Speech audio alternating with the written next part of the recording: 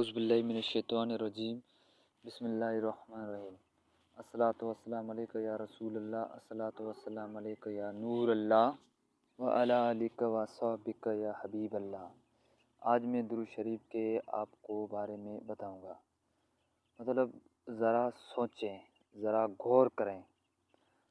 आप गौर करें, ये दुनिया वही है जिसने हज़रत नूह अलैहिस्सलाम को जुटलाया। ये वही दुनिया है जिसने हज़रत इब्राहीम अलैहिस्सलाम को आग में ढलाया।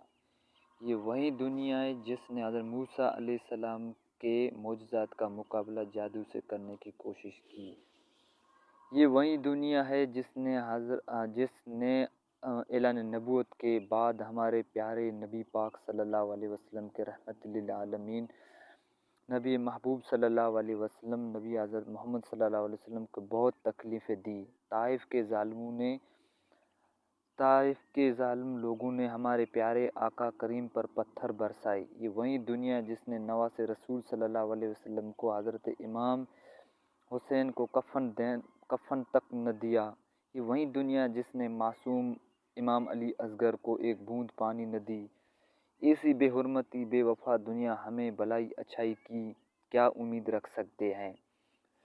तो आए हम सब मिलकर हुजूर पाक सल्लल्लाहु अलैहि वसल्लम का दामन लेते हैं, वरना ये दुनिया में बर्बाद कर देगी। दुनिया की समंदर में डूब जाने से बच जाना चाहते हो तो दामन मुस्तफ़ा थाम लें। दुरूद की कश्ती में खुद को सवार करें। दुरूद पाक के ज़रिए क़ुर्ब रसूल सल्लल्लाहु अलैहि वसल्लम हासिल करें और गम और परेशानी को बचने के लिए दुरूद शरीफ का पढ़ने की ज़रूरत है। इस दुनिया में जो कुछ है ये सब कुछ चला ये आका के वसीले से चल रहा है।